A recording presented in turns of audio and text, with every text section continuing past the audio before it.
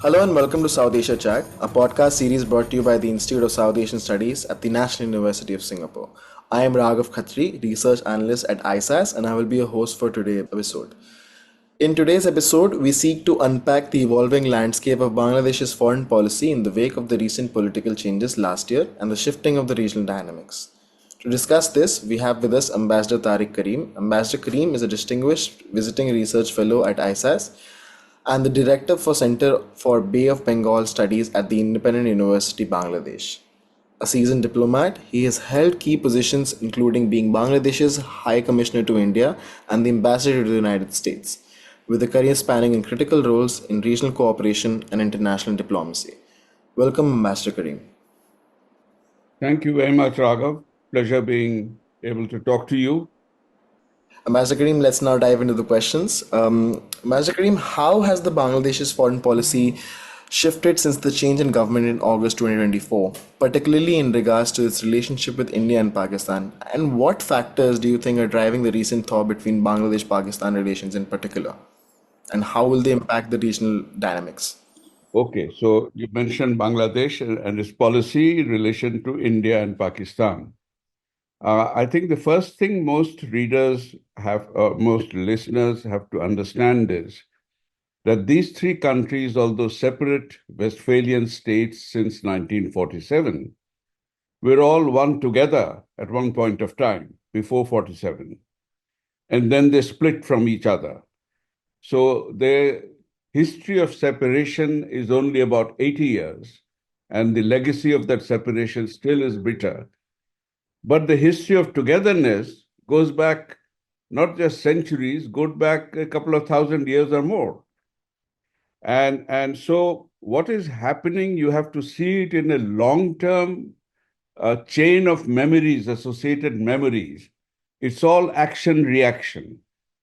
In 1947, the countries broke apart because of religion, because South Asia was essentially a society already quite fragmented with various divisions. The British might have imposed Westphalian paradigms or a Westphalian model on us, but we were not used to that. Number two, from that point on, at that point, and you also remember that Bangladeshis have a hyphenated identity. We are Bengalis culturally, which has several centuries of traditions, maybe 1,000, 1,500, 2,000 years. But we are also Muslims that has about 1,500 years legacy. So the cultural legacy is far older and deeper than the Muslim legacy. Then the Muslim legacy we inherited at the time of partition was the Muslim legacy of Sunni Hanafi Islam. Mid-80s onward, other versions of Islam came in, the more radical versions also. So there are different levels of identity conflicts within the Bangladesh identity. So as I said, 47 was when the Muslim identity of Bengalis actually lent substance to the movement for separation. 1971 was a reversion. It was an assertion of the Bengali identity, saying that no, Islam cannot be the binding glue between East and West Pakistan that comprise the one Pakistan. And so we shifted gears and we became a secular country. Then subsequently, there have been different phases of political developments and incidents with a ding-dong battle going on between these two identities. And right now, what we are seeing is the assertion of the Islamic identity over the cultural identity. That brings it directly into a sort of clash with India in terms of interest, where Hindutva is the dominant identity emerging.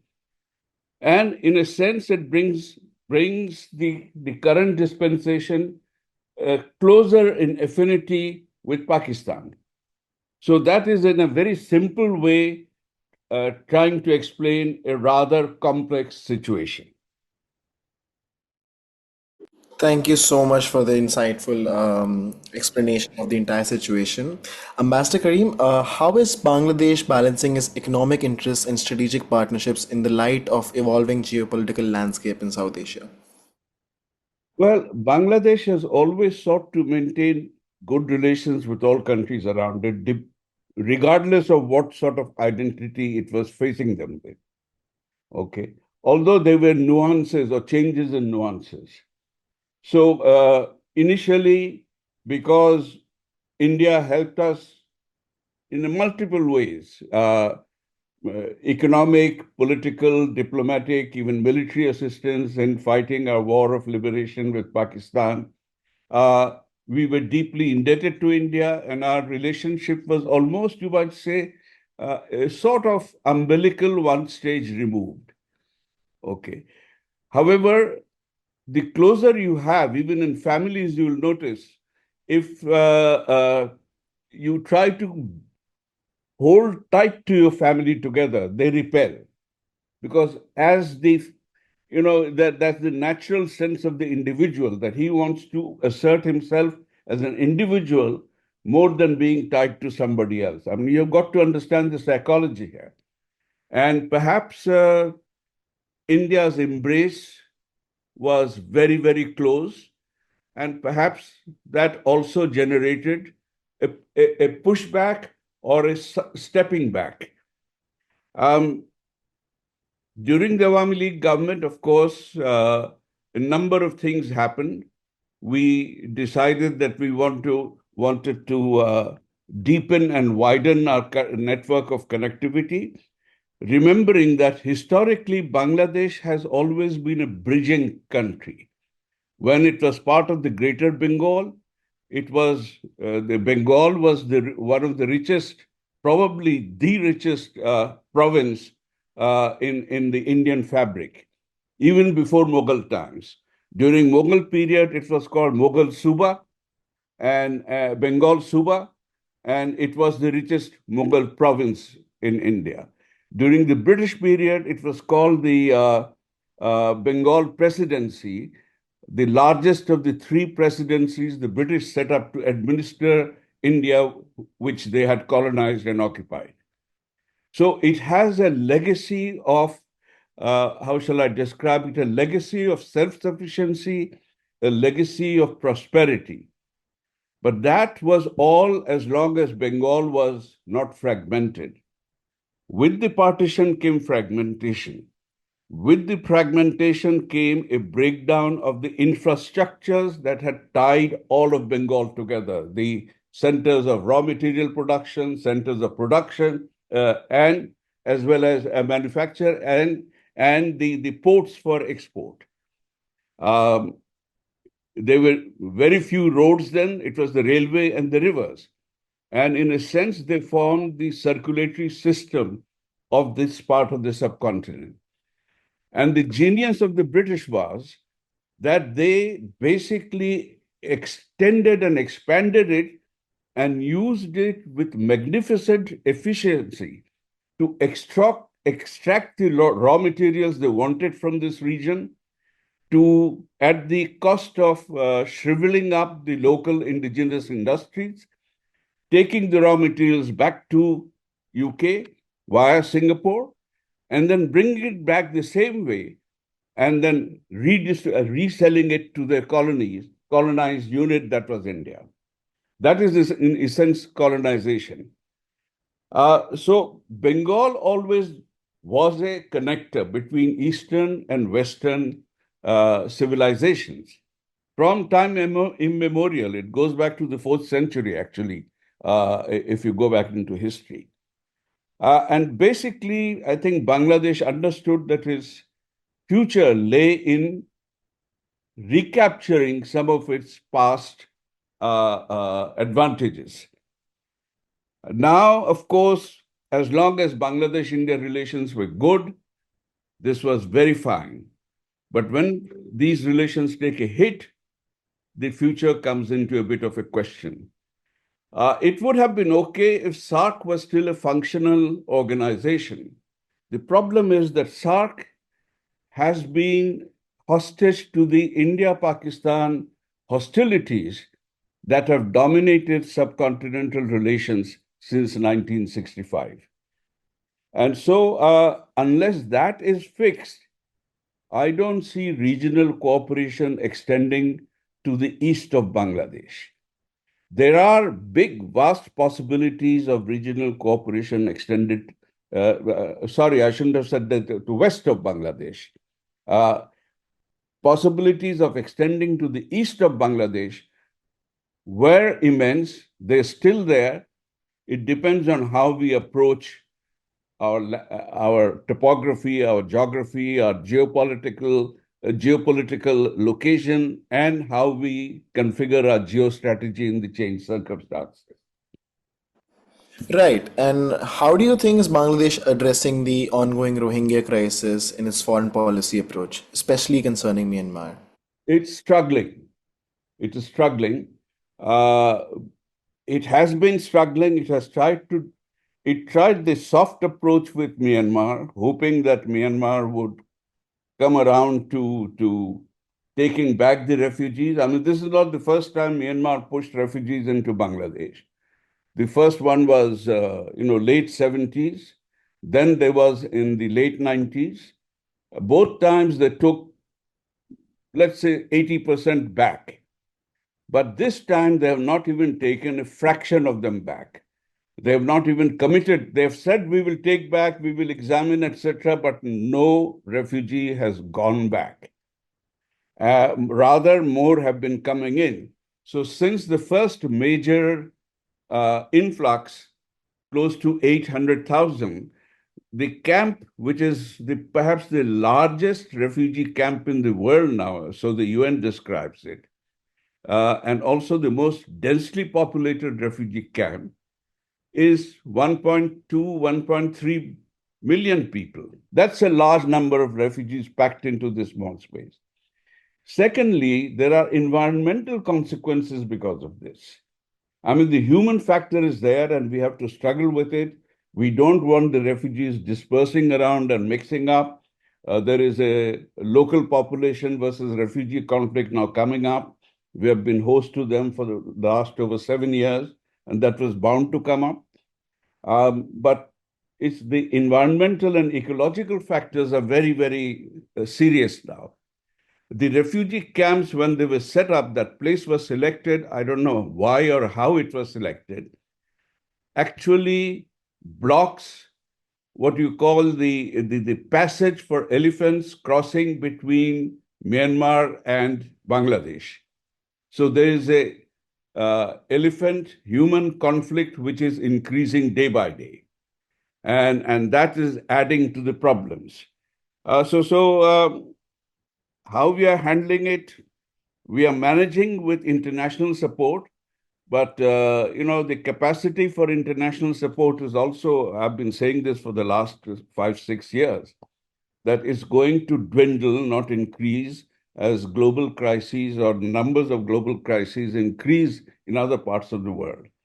And right now, what we are having is a global economic crisis, which is going to face a lot of countries. So even the countries, the developed countries who are aid donors, are going to recalculate how much money they are going to be giving in the aid basket for crises hit countries. And it was almost hit when President Trump shut down the US aid, which was funding a lot of money. But the authorities and the aid donors, the NGOs are somehow coping. I don't know how long they will be able to cope like this. All right, moving on to foreign investments. What steps is Bangladesh taking to diversify its economy and attract foreign investment? And how does this relate to the foreign policy goals? Yeah, well, this is one of the challenges that has always dogged Bangladesh for a long time. We became a single commodity, concentrated, dependent economy. And this has always been so. I mean, when I look back historically, I don't know whether it is in our genetic makeup or we are unable to do it because of so many other factors. To begin with, after we emerged as part of the larger Pakistan as East Pakistan, most of our economy, 80% of our economy, 100% for East Pakistan then was jute based.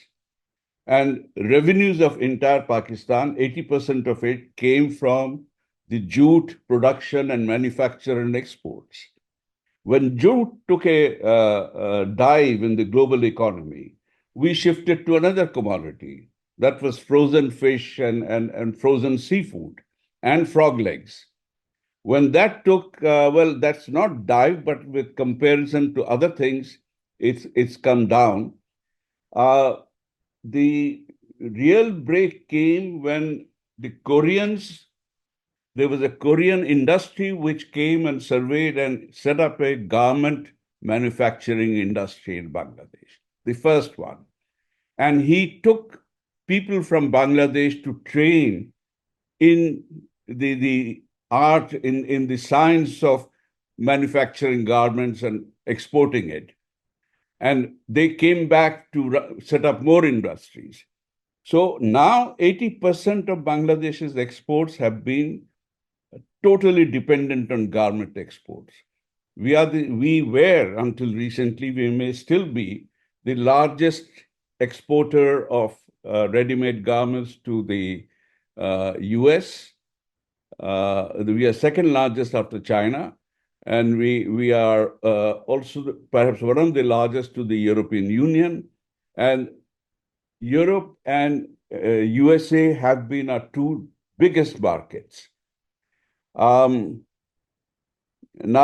the tariffs that have been imposed recently, and it's 37% on Bangladesh, on top of the 10% already levied earlier, I don't know how that's going to shake us up. It'll tend to drive some of the smaller industries out, laying off workers with consequential socio-economic and socio-political spin-offs. We should have been diversifying earlier.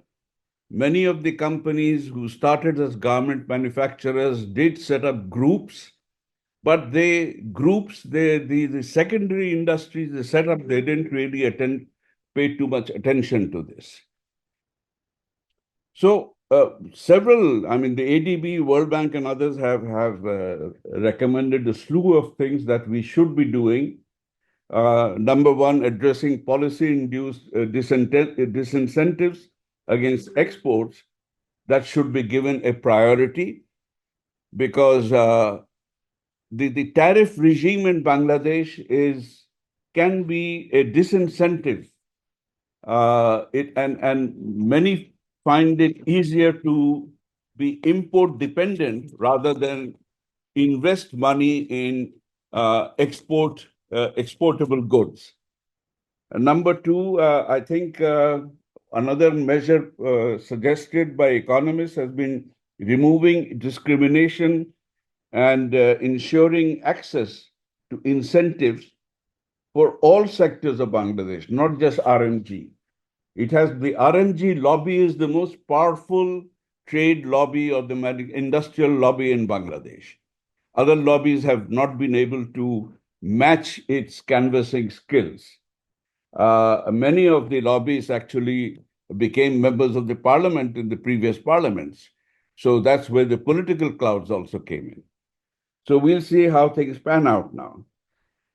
Attracting FDI has always been with every government, whatever political shade, and the success has been sort of mixed.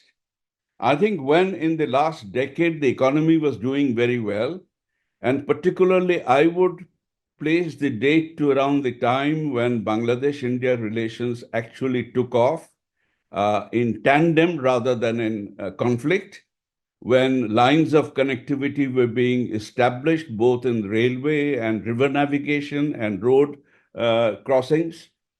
Foreign direct investment started looking at the region, not just Bangladesh, at the region Northeast India, Bangladesh, and eastern part of India, and greater India through that as a viable market where FDI from them would boost the economy and also boost the global economy.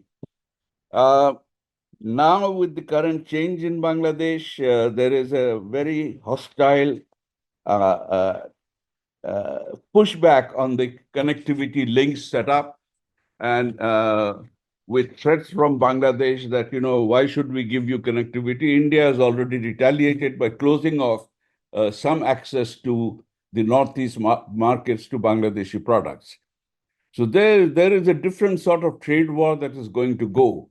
And with the larger trade war already happening in the global scene, I don't know where this is going to lead us. What we need is cool-headed, wise leadership coming from both sides.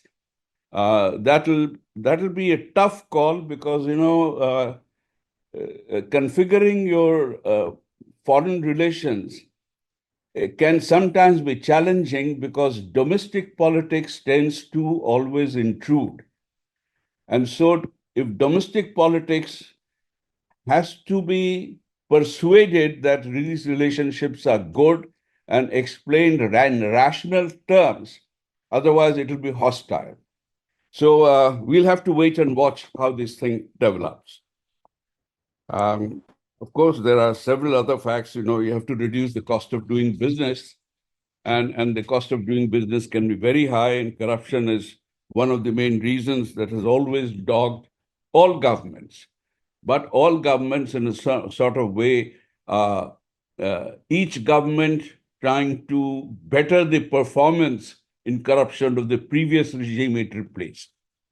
So now there's call by the people who ushered in the new revolution of changing everything. So we'll see how that goes. All right. Finally, how might Bangladesh's potential involvement in the initiatives like the Indo-Pacific Strategy or the Regional Comprehensive Economic Partnership, the RCEP, shape its regional and global positioning? Okay. Initially, this is before the regime change in Bangladesh took place. Until last year, Bangladesh played a balancing role in this. Bangladesh's avowed interest was, I mean, non-alignment as an institution for institutional form of corruption, I think it's become old-fashioned. Non-alignment needed to be reinvented. The organization exists, but it is more dormant than active. Bangladesh was trying to pursue what I would best describe as active neutrality or even verging on strategic autonomy, the term which the French president coined a few years ago. And I think the Bangladesh's goal is that given our size and our location, and I have described this in more graphic terms, I said that we are like a very fragile walnut. Walnuts are not fragile. They have a very hard shell, as you know. You eat the nuts, but the shell outside is very difficult to break. You need a nutcracker. And it is this walnut is in the grips or the jaws of two nutcrackers. One is the regional nutcracker, which is the competition bordering on hostility between its two neighbors. India, which surrounds Bangladesh on three sides, and China, which is just spitting distance away from us. Okay. So that's the regional nutcracker. The other is this economic rivalry nutcracker, which is the Indo-Pacific and the BRI. And Bangladesh actually said we will work with both as long as our involvement is not directed against the other. In other words, we had said that we don't want to become a part of any alliance that is going to take sides against another alliance with which we already have good relations. Now nuances will change. I think fundamentally we cannot stray from this situation. Our geolocation does not permit it unless we want to try and change that geolocation. And that is an impossibility.